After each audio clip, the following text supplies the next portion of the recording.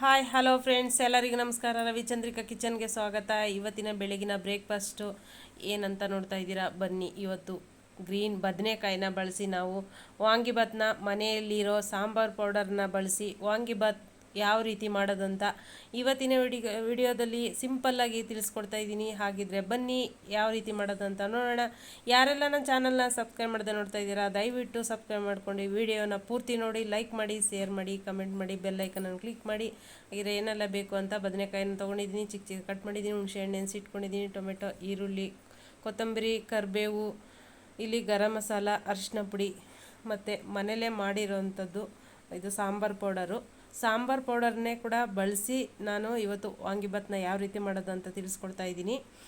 ಇಲ್ಲಿ ಇವಾಗ ಒಂದು ಬಾಣಲಿನ ತಗೊಂಡು ಜೀರಿಗೆ, ಸಾಸಿವೆ, ಕಡಲೆಬೇಳೆ, ಉದ್ದಿನಬೇಳೆ ಎಲ್ಲವನ್ನೂ ಕೂಡ ಸೇರಿಸಿ ಒಗ್ಗರಣೆಗೆ ಹಾಕ್ಕೊಂಡು ಚೆನ್ನಾಗಿ ಕಡಲೆಬೀಜ ಫ್ರೈ ಆಗೋವರೆಗೆ ಸ್ವಲ್ಪ ನಾವು ಮಿಕ್ಸ್ ಮಾಡ್ಕೊಳ್ಳೋಣ.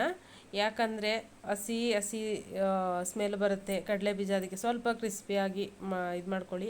ಬೇಕು ಅಂದರೆ ನೀವು ಹಾಕ್ಕೊಳ್ಳಿ ಕಡಲೆಬೀಜ, ಇಲ್ಲ ಅಂದರೆ ಬೇಡ, ಕಡಲೆಬೇಳೆ, ಉದ್ದಿನಬೇಳೆ ಅಷ್ಟೇ ಹಾಕ್ಕೊಳ್ಳಿ. ಇವಾಗ ಕರಿಬೇವು ಮತ್ತು ಈರುಳ್ಳಿನ ಹಾಕಿ ನಾನು ಮಿಕ್ಸ್ ಮಾಡ್ತಾಯಿದ್ದೀನಿ.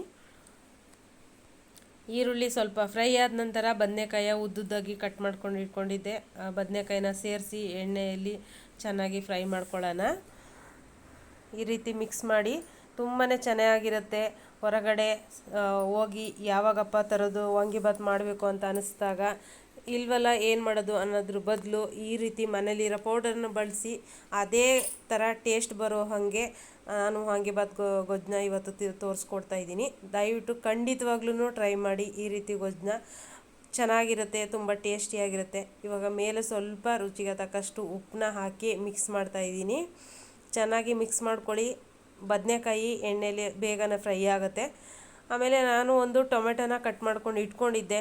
ಟೊಮೆಟೊ ಬೇಕು ಅಂದರೆ ಹಾಕಿ, ಇಲ್ಲಾಂದರೆ ಬೇಡ. ಹುಣಸೆ ಹಣ್ಣಿನ ರಸ ಇರುತ್ತಲ್ಲ ಅದೇ ಸಾಕು.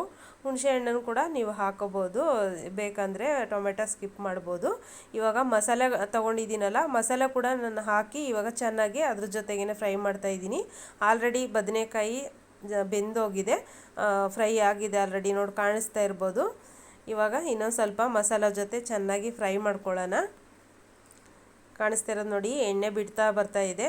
ಇವಾಗ ಹುಣಸೆ ಹಣ್ಣಿನ ರಸನ ನಾನು ಕಿವುಚ್ಕೊಂಡು ಸೋಸ್ಕೊಂಡು ಇಟ್ಕೊಂಡಿದ್ದೀನಿ. ಹುಣಸೆ ಹಣ್ಣಿನ ರಸನ ಹಾಕಿ ಹುಣಸೆ ಹಣ್ಣಿನ ರಸದಲ್ಲಿ ಸ್ವಲ್ಪ ಬೇಯಲಿ, ಎಲ್ಲ ಮಸಾಲೆ ಎಲ್ಲ ಚೆನ್ನಾಗಿ ಬೇಯ್ಕೊಂಡಾದಮೇಲೆ ನೀರೆಲ್ಲ ಸ್ವಲ್ಪ ಇಂಗಿದಾದಮೇಲೆ ನಾವು ತಿರುಗಿಸ್ತಾ ಬರೋಣ ಹಿಂಕೊಳ್ಳಂಗೆ.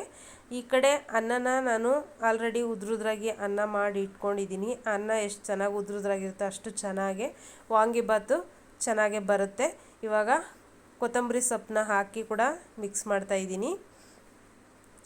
ಮಕ್ಕಳು ಕೂಡ ಇಷ್ಟಪಟ್ಟು ತುಂಬಾ ಚೆನ್ನಾಗಿ ತಿಂತಾರೆ, ತುಂಬಾ ಬೇಗವಾಗೂ ಕೂಡ ಆಗುತ್ತೆ.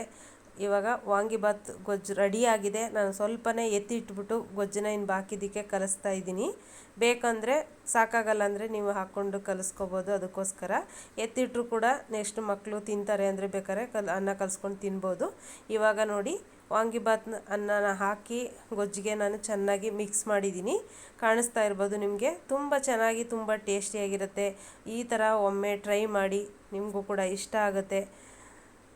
ನೋಡಿ, ಬೆಳಗಿನ ಬ್ರೇಕ್ಫಾಸ್ಟು ರೆಡಿಯಾಗಿದೆ. Thank you friends, bye.